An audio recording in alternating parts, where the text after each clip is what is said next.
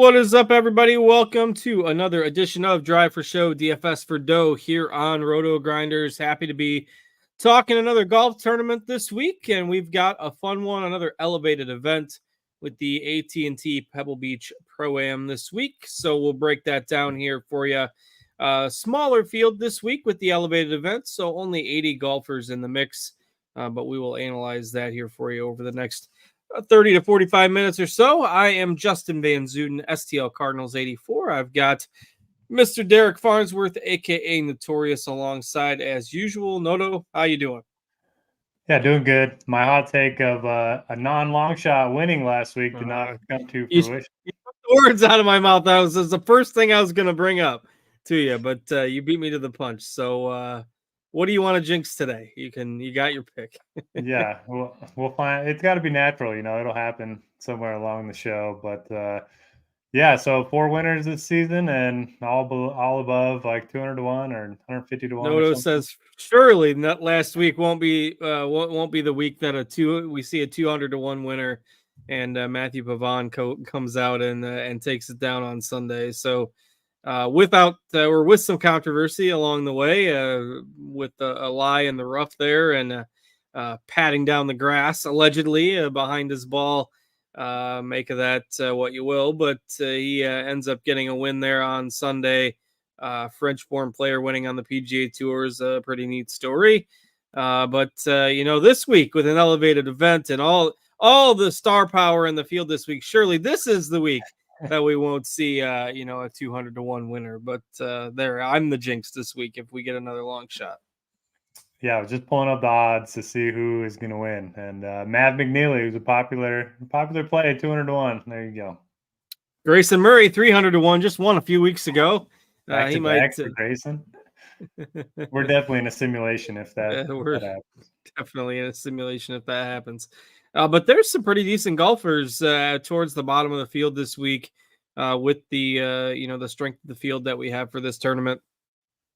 I mean, I've seen some people saying that with all the guys going to live, like this is what the PGA Tour is going to be, and I suppose there's some merit to that, but still a little bit wild with all the guys, all the dark horses, like from way down. I mean, it's not even like we're seeing 40 or 50 to 1 guys winning. It's the guys that have basically been in the 6Ks every week on DraftKings. So wild stuff.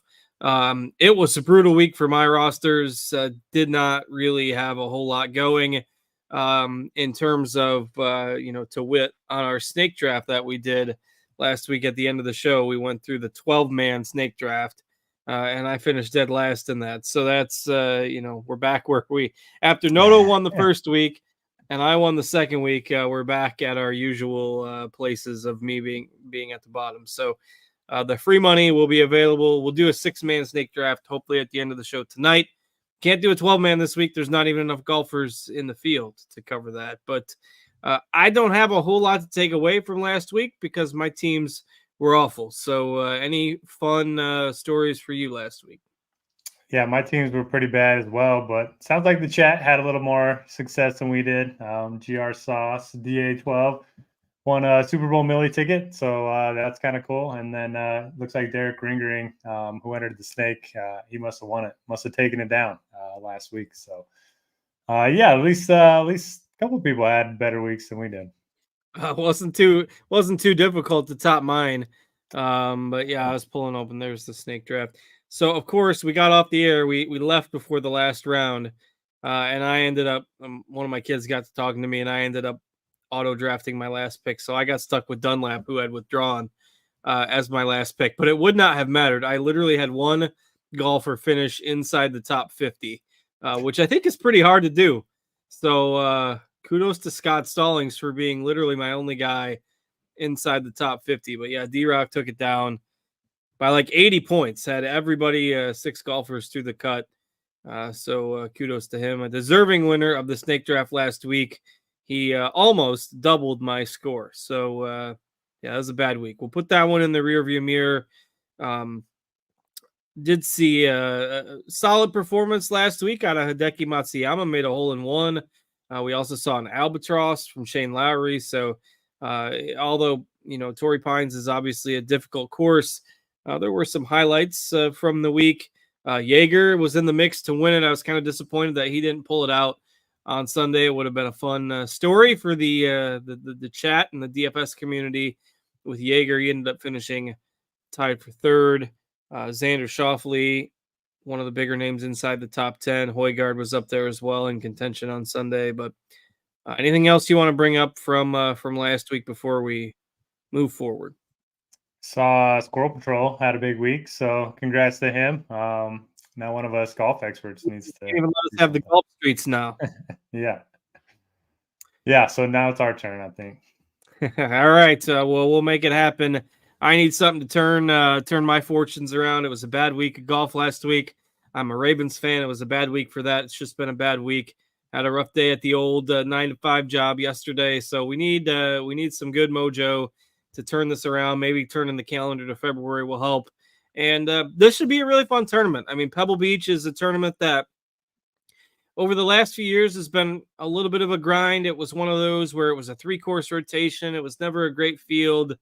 You have the amateurs and the TV, turns into, this is more of like a celebrity amateur tournament in the past. And, the TV coverage has been a joke. We've kind of slammed this tournament itself throughout the years for those reasons. But it's not to slam Pebble Beach. It's a great golf course. It's hosted U.S. Opens, and now we see, the tournament making a change, being an elevated event. So we've got a lot stronger field. They're only using 2 courses this year, and then the last 2 rounds, the amateurs are gone, and it's only going to be played at Pebble Beach after those first 2 rounds. So we only have 1 round at Spyglass, and then basically every golfer will get 3 rounds at Pebble. It's a no-cut event with only 80 golfers. So not having the celebrities on the weekend and having those rounds only on the Pebble course, I think is going to make this tournament a lot more fun to track and follow as compared to, say, the last 6 or 7 years. Yeah, I think I'll take the trade of the no cut for an extra round of Pebble and 1 fewer round of the celebrities. But I think the big story this week is going to be the weather. I mean, it looks like it's going to rain a ton tomorrow night. It's going to be on and off rain Thursday, Friday, and Saturday. And then Sunday, right now, 62 mile per hour gusts with a bunch of rain. So I don't think they're going to be able to play on Sunday if this forecast holds. And Monday doesn't look great either. Do you think there's any chance they, play 36 on Saturday? Yeah, with 80 golfers and only the 1 course, I think that would be tough, especially if it's a little bit wet and the rounds are a little bit slower. I wouldn't rule it out, and I'm sure they want to play Sunday because there's no football this week. So and there's like nothing going on sports-wise this weekend. But yeah, with that forecast, it will be tough. I was wishing that it was a heavier wind forecast for like one of the first couple of days, because Pebble is very exposed to the wind. It plays very difficult in tough conditions. And the other course, Spyglass, is a little more tree lined and does not tend to play as difficult in the wind. So you could see a clear advantage if that heavy wind day was one of the first couple days where the second course was being used. But we don't get that. They might not play Sunday anyway. I mean, so yeah, it's I don't know. It'll be interesting to see how they handle it. Yeah, interesting for sure. I've never even seen that color of pink on Windfinder. It's pretty. 60 mile per hour is a lot. And Roth in his forecast said he doesn't think they're playing on Sunday. So we'll see. As far as the type of golfer that typically plays well at Pebble, it's more of a second shot course. A lot of forced layups off the tee. I think the average driving distance is lower here than anywhere else on the PGA Tour. And then you have the smallest greens on the PGA Tour, 3,500 square feet on average. And they are going to be difficult to hit, especially if it's going to be rainy and windy. So you're going to want to be able to scramble. I think that's kind of why we've seen Spieth and Day and Mickelson play well here over the years. The greens themselves, tricky Poana greens. You're going to see a lot of misses inside of 5 feet, 5 to 15 feet. But does that help good putters? Does that help bad putters? I never know. Yeah, I don't know. I would think it would equalize things out for the bad putters. Unless it just makes them worse. So who knows? But probably hard to quantify, but it would make me feel more comfortable about rostering a bad putter, I guess, because if it's a bad putter and he misses a 4-footer, well, that's, it comes with the territory. If it's a good putter that missed a 4-footer, it's like, well, I rostered you because you're supposed to make those. So I don't know, but that's probably just a mind game that I'm playing with myself there. Yeah, I mean, Scheffler could miss, his line by 3 inches. Maybe it'll bump it back on course. Zalatoris isn't in the field this week.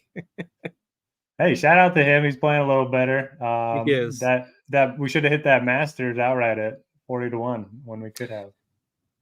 He had a 40-yard up and down on his last hole to make the cut on Friday. The cut sweat was a little insane there if you were sweating some 6-6s on Friday last week, but Willie Z did make the cut, got up and down, and had a pretty good weekend. So we'll see if that springboards him going forward. But yeah, definitely a venue where a second shot golf course, if it gets pretty windy, having good touch around the greens, I think is pretty important this week as well. But definitely one where not going to want to prioritize guys who thrive based on bombing it off the tee. So, all right, with that, let's go ahead and get into it. And again, the field, while it's not large in terms of size, and we only have 80 golfers, it is pretty deep. Some good golfers at the top, and our usual 4 above 10K are arguably 4 of the best guys that are on the PGA Tour right now, with McIlroy, Scheffler, Hovland, and Xander above 10K this week. You got a preference of those 4, and do you like trying to get one of them in with the deeper field and the no cut?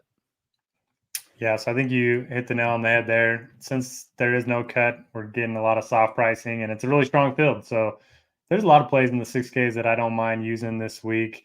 So I do like the idea of getting at least one of these 4 in lineups. Rory probably should have won back-to-back events if he didn't 3-putt from 3 feet and lose to Tommy. But then he bounced back the next week with the win. Scheffler, best tee to green player in the world. Hovland, I think he won a college event at Pebble. And then, he's improved his short game a ton. So I feel a lot better about him with these smaller greens. And then Xander's just so consistent, from California, 3 top 10s open the season. Point per dollar basis, I'm probably going to go Xander, but I don't know if we need the point per dollar argument as much as we do most weeks.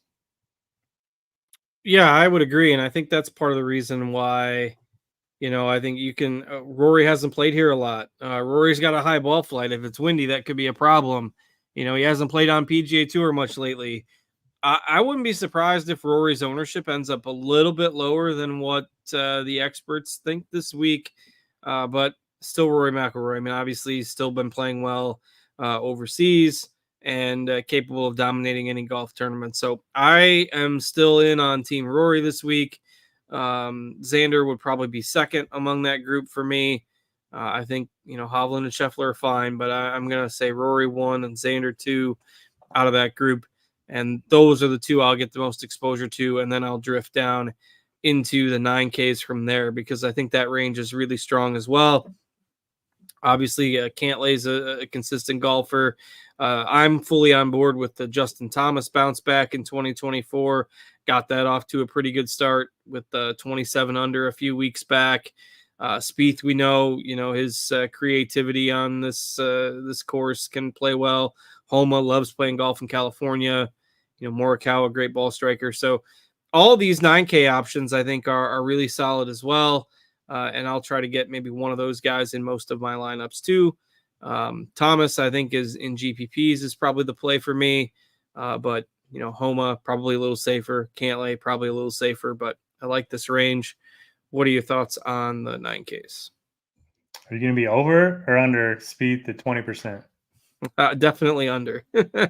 Was the lock of the day. Are you going to have some? Probably not. But okay. I always have to check. The one time a year you play him. I played him a couple weeks ago. Okay. Where was that? Tournament Champions? Well, yeah, whatever. It's Century now. But yes, he finished 3rd. So I'm taking my profits and running. Man, I should have listened. You play him once a year, and it always works. So this year, I mean, I played him in January this year, so maybe there's a good shot we get 2 this year, maybe 3 if I'm feeling frisky, but not this week. All right, yeah, I agree on Homa. By the way, sorry, I don't no, you're fine. Off, but go ahead. I forget who it was. Somebody compared him on X over the weekend. Compared Spieth to Brock Purdy. I forget who it was, or I'd give credit, the analyst from somewhere. But anyway, compared Spieth to Brock Purdy, that, he's the guy that nobody thinks is really that good, but ends up getting results all the time. And the comments devolved into like a bunch of arguing about whether he was disrespecting Spieth or disrespecting Purdy more with that comment. And I just laughed because, even though it's cross sport, it is a pretty interesting parallel that, it's the guy that you don't think should be as good as he is. Except with Spieth, you can't really, say, well, it's the guys around him, I guess, compared to NFL. But anyway, I thought that was interesting. He's got the best caddy in the game or something. Best swing coach. That's kind of funny. Everyone loves to argue on X. It doesn't matter what the combo starts out as. But yeah, I like Homa. He's won 4 times in California. Good track record here. I like Cantlay. He's been struggling the last couple weeks. I'm hoping that's going to end up hurting his ownership, but he loves this place. He's got good Poana splits as well. And then probably a little bit of Morikawa for me. And I agree on JT. I'm in on JT. Going to play him. I think he's going to have a big year. I think Aubert, we talked about it last week being the perfect course for him. I do not think this is the perfect course for him. The driver's his best weapon, and that's just going to be neutralized a little bit. Although I was thinking this morning, like if it's going to be colder, it's supposed to be like 50s, and the ball's probably not going to go as far. So we're going to see more drivers in 3 woods than we typically do. Yeah, it's possible, especially on holes that end up playing into the wind. I haven't done enough research to map out the course and the wind directions to see, especially on the weekend, what that'll be like. But I found that tweet. Your Wednesday morning routine. Yeah, I usually do that. Map out all the courses and get the charts out stuff and the wind directions. We can make that a Roth project. It was Kyle Porter from CBS who tweeted that. Okay. So basically during the Niners game on Sunday, he said, Purdy is a little Spiethy. Nobody can agree whether he's even good at the sport, but it's extremely difficult to fake that many wins, for what that's worth. I got a question from X, not Twitter, but from the chat. Does Pebble have 2 courses? They do, but one's a par 3 course. The other course they're playing, Spyglass Hill, is not a part of Pebble. Yeah, and they used to play a 3rd course, Monterey Peninsula, at this tournament, but that has been scrapped with the new format this year. And Spyglass is a little less susceptible to the wind, but again, the wind doesn't seem like it's going to be as big of a factor the first couple of days of the tournament when that course is being used. So, all right, agree on Aubert, by the way, probably none of him this week.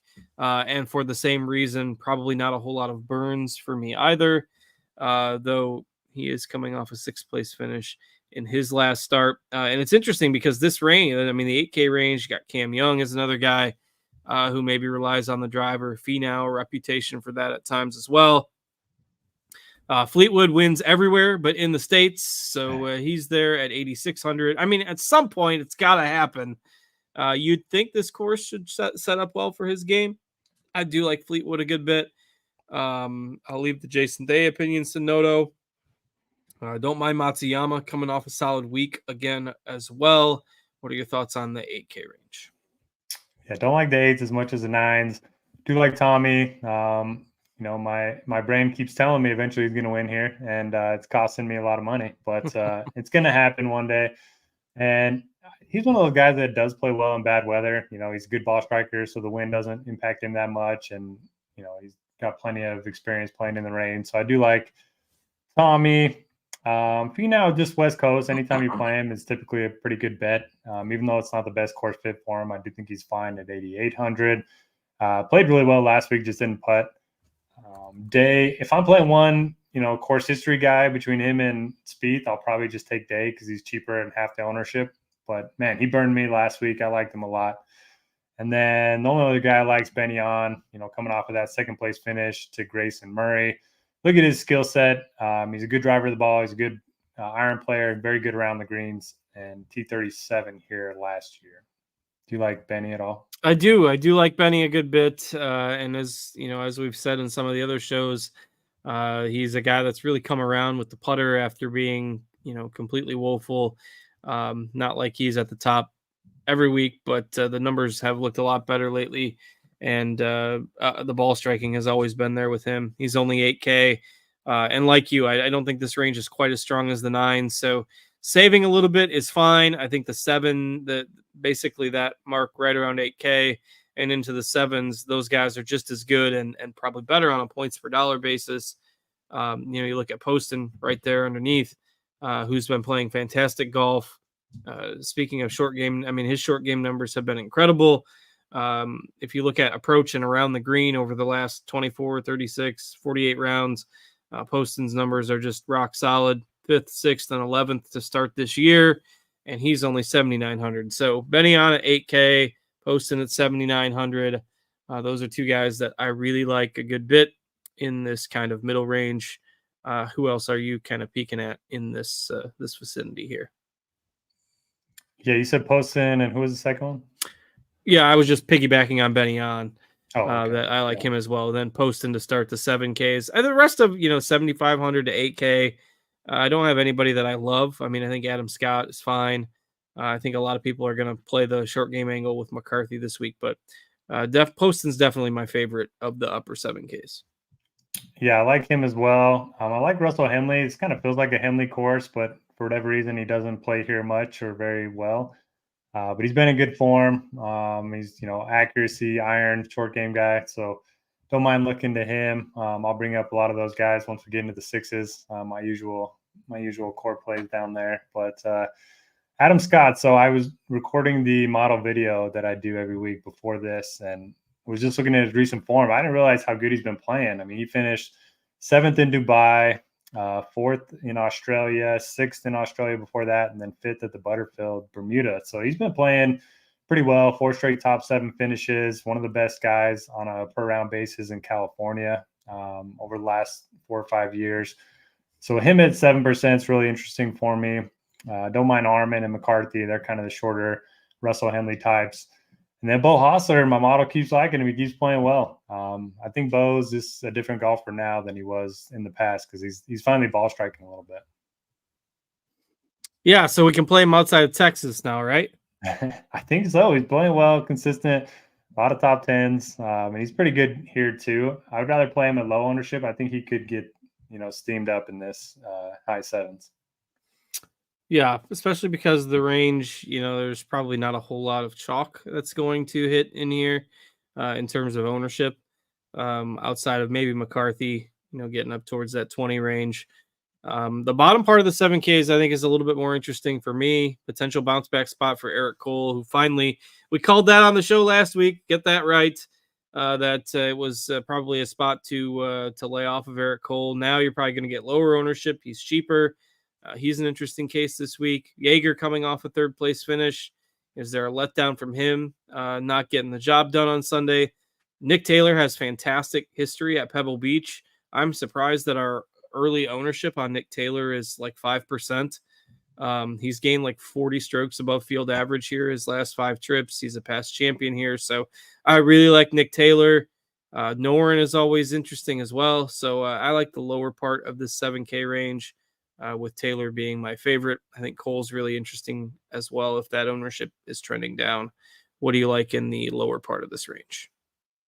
Yeah, we talk about it a lot on the show. If Cole would have made the cut, finished like T35, he'd be more expensive and higher owned this week. So definitely on board with that. Got a question, Kevin Yu or Eric Cole for this week? And for me, it's pretty simple. I mean, Kevin Yu, his best weapon's his driver. Eric Cole, his best weapon is everything but the driver. And this is kind of one of those courses that favors everything but the driver. So give me Cole over Kevin Yu, who played great last week. Kind of save him for the bomber courses. I agree on Nick Taylor. I like that ownership. It probably will come up a little bit, but I do think he's a strong option. I like Brendan Todd, pretty good course history. Another one of those guys that his irons have been a lot better over the last year than historically over the course of his career. That's just about it for me. Don't mind going to Rose, who won here last year. Don't mind going to Adam Hadwin, who seems to always play well in California and in the desert. But it's probably it for me. Yeah, I think we've covered most of my preferred options in that range as well. I do like Todd quite a bit, right at 7K. Nobody ever likes Brent. Like Brendan Todd is just the guy that nobody ever rosters or talks about, except Noto, has kind of been on the Brennan Todd bandwagon every time on a shorter course. So he's another guy that I like this week. If you're going to prioritize accuracy, around the green play, guys who can get up and down, keep it in play, I think he's perfectly fine as well. And again, we get into the 6Ks. This is usually the time of the show where we just say don't really go down into the 6Ks. Don't roster any of these guys. And I probably won't have a ton of exposure here. I mean, while all these golfers in the field this week are good, a lot of the guys down here are in more questionable form. We've seen some decent performances out of like Taylor Montgomery. Cam Davis has been up and down, particularly over the last month. But he's a guy that, you wouldn't be surprised if he ended up with a decent finish. Ben Griffin, same thing, 9th and then a miscut his last 2 starts. Anybody you particularly like in the 6Ks this week? First of all, I think you owe Mr. Gerg an apology. You said Yeager's going to let you down, so hurt his feelings. I'm sorry. I'm just theorizing that maybe he's going to have a letdown after not pulling off that W last week, but maybe he won't. Maybe he won't. He paid off those salary-based expectations. That's all you need to do. I like Seabez at 6,900. This is a course that I think fits him a lot better than Torrey. Missed a cut on the number last week. Prior to that, he finished 2nd and 3rd. I like Andrew Putnam. If you like Brendan Todd, you got to like Andrew Putnam. Very similar style play. I was just pulling up Taylor Montgomery's stats from last week. He lost off the tee. He lost on approach and gained it all with the putter. So not exactly what you want to see with Taylor Montgomery, but he is playing better. Don't mind Cam Davis. I think he's going to be, 12% ownership. So he's a popular 6K guy. And then going down, you mentioned Ben Griffin. I like that one. And I also like Mark Hubbard, who's gotten better every single year here, 69th, 55th, 33rd, and 20th over the last 4 years. So if you're looking for a safe cash game guy, I think Mark Hubbard's probably that option for me. Yeah, certainly fine with him if you need a safe play down in that range. Again, I probably won't go super deep into here. Nick Hardy is a guy I don't mind sprinkling in at times. Svensson, I always tend to be a little bit overweight on, but I'm not sure this is the right course fit. And there's enough up. Sorry, what about McNeely? He's been talked up every show that I've listened to today. Yeah, in that case, then no. If he's going to get steamed, I just don't. He hasn't had a top finish for a while.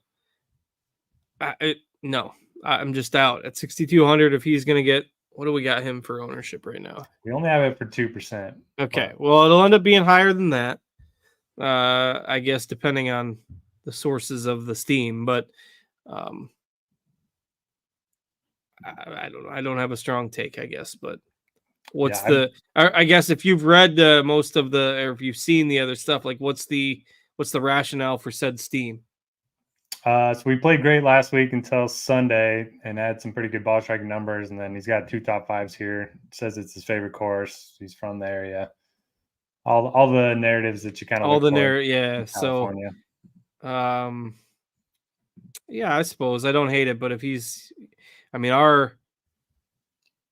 our projections, RotoGrinders projections, have him with the 5th lowest optimal percentage of anybody in the field, and he's going to be higher owned than basically anybody around him.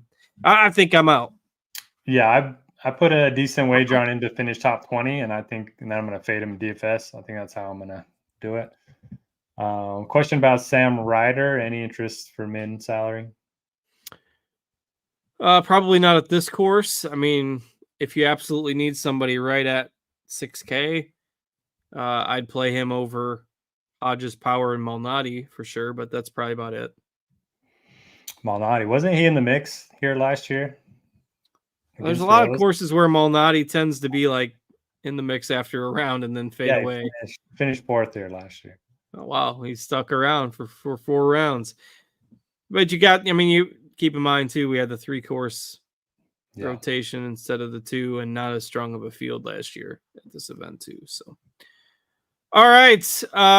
Probably snake draft time. I think we can get one of those loaded up. Before I do that, I close out of some tabs because I'll share my screen. But if you are not interested in listening and or partaking in a snake draft, feel free to hop off. We do appreciate your patronage on the show. Hit that thumbs up button before you exit. We appreciate that. Subscribe to the YouTube channel. Check us out, RotoGrinders.com, if you're interested in plenty of good premium content for golf over there as well. If you are going to stick around, feel free to do so, and we will fire up a snake draft. Again, not enough golfers to do a 12-man this week, so Noto can't even attempt to sucker me into one of those this time. There's a $5 6-man that is right now 2 of 6. I will be number 3 of 6, so should not take us too long to fill that. Hopefully Noto can get there in time to be one of our entrants. I bet Derek in the chat wants the 109 after all of his winnings. 109. He is gonna parlay all that. I can't. We're full already. About the fastest we've ever filled up. And I don't recognize a few of our names here this week. So apologies if you weren't able to get in. There were a couple people in there already, but we'll fire up another one next week for sure. All right. I'm picking second, and Noto is picking fourth. I will share my screen. All right, we both get a 10K golfer this week. For sure. Are we not going to? Noto's not going to have Andrew Putnam as his first round pick. Didn't help me last week, whoever I ended up with one golfer out above 50th. Yeah, sorry it filled so fast. We'll try to do. Yeah, that was faster than expected. So if you miss it this week, we'll do one next week. Absolutely. We'll get one in the mix every week for sure. So we got Waste Management and then Riv, is that right? I think so. Definitely Waste Management, because that's always the same week as the big football game. So we'll have that next week. And they're not afraid to compete with football. They run that tournament up through Sunday. Yeah. No Wednesday to Saturday garbage. So Genesis after that. Tiger.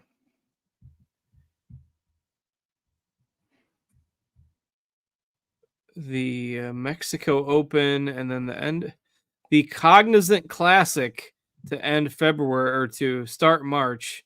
Where is that? Which is definitely renamed. That's the PGA National. Trying to think of what the sponsor was.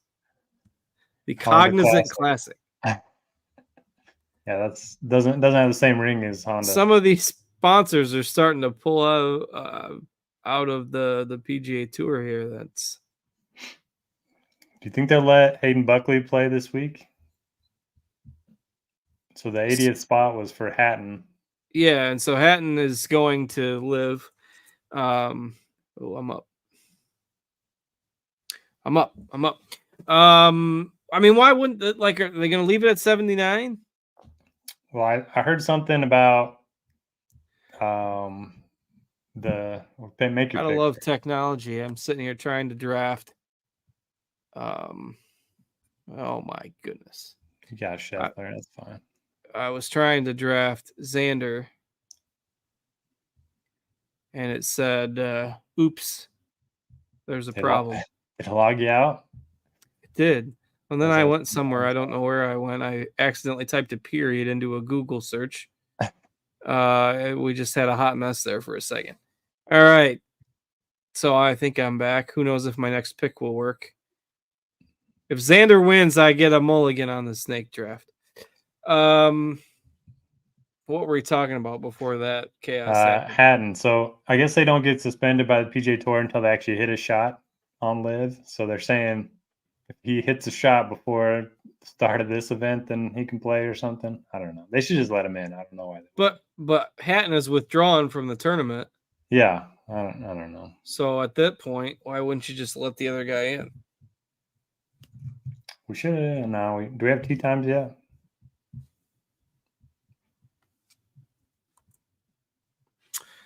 We do not, which is rare.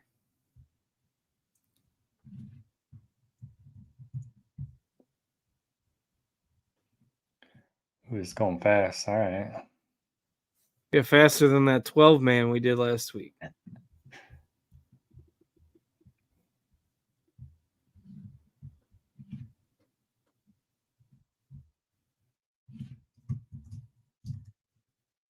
All right, so Buckley is in the field. The official. That's good. field. I was gonna say I thought I had seen an update on that a little bit ago, but I didn't want to say it with any conviction. How come Webb Simpson got a sponsor invite? Yeah, Webb was in the mix a few weeks ago for a couple rounds. I do not know. And Malnati too. What's that? Malnati got one of the sponsors invites. That was probably that fourth place finish a few weeks back. Or a few weeks back, last year at this tournament. Everyone was mad because they didn't give it to Woodland, who won the U.S. Open here. Woodland, that was probably when he was in the best form of his career. Yeah. When he won this tournament. Well, not this tournament, but at this course. He was pretty lights out at that moment and then kind of disappeared for a long time. All right, almost back to us again. Schauffele. Oh, Noto got Schauffele after I had a chaos trying to draft him. Schauffele, Morikawa, Benyon for Noto, Scheffler, Finau, Fleetwood for me so far.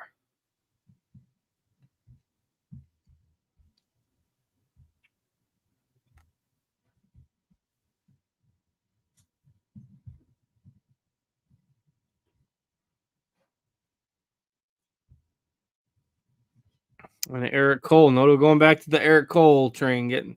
That's kind of early for Eric Cole. You dug deep there for him this week. He was up. He was like 25 in the ranks. Was he? All right. Yeah, I suppose he was around here. In terms of my ranks, he's like top 15, I think. He is 16th. I'll buy your Hostler narrative, and I probably won't play a ton of him. So my DFS exposure will consist of the snake draft exposure to Bo Hostler. Yeah, the putting thing's weird because a lot of good putters play well here, but the fact that everyone misses putters, I don't know, or misses putts here.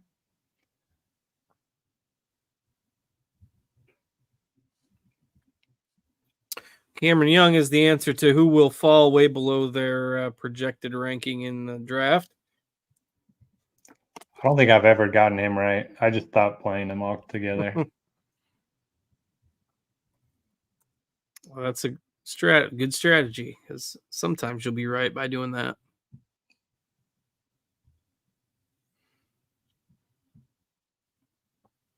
I got to order a pizza. Our son has requested pizza. Our youngest was in the school spelling bee today. So that was interesting. He finished 5th out of 18 in the 5th grade spelling bee. So That's I cool. was a spelling bee savant when I was a kid. Yeah.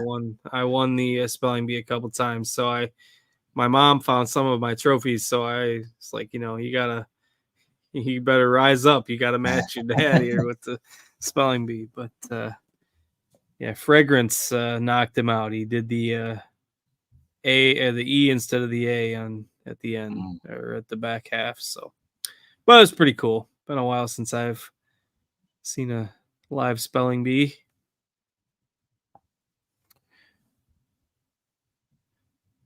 Nick Taylor. All right, we're already almost to the final round already. This is just zipping by compared to last time. Ricky Fowler. Dunlap gets drafted. Is Ricky bad again? I think so. I don't know what happened to Ricky he was good again for like 3 months. I Same think with Ricky's Jason bad Day. again. They both won, and then no offense to Tug Rules for Ricky getting drafted there, but all right. So my team is done. Scheffler, which should have been Xander. So if it works out, I won't say anything about it. If it doesn't work, I will remind you that that Noto got my guy. Scheffler, Finau, Fleetwood, Hostler, Kim, Taylor, and Connors. For me, Schauffele, Morikawa, Benyon, Cole, Adam Scott, Todd, and Seabez for Noto. Seabez been playing pretty well. and he's pretty cheap this week as well. So don't mind him as more of a value option this week too. And the last couple of picks will be rounding things out. So waste management next week. Finally, we're done with the multi-course rotations. That always makes us pretty happy. Super fun course, super fun tournament to break down next week. And last week's winner, Pavan, is the last pick of the draft. That seems pretty fitting. And with that, we'll go ahead and call it a show. No, anything else you want to pass along here? Let's pick a long shot winner since it's got to happen. All right, I got the odds up here. Hang on. So it has to be triple digits. That's the rule. Yeah. We're gonna pick a long shot winner. It has to be triple digits. Who you got? I'm gonna go. Oh man, how could any of these guys win? I'll say that every week. Let's go.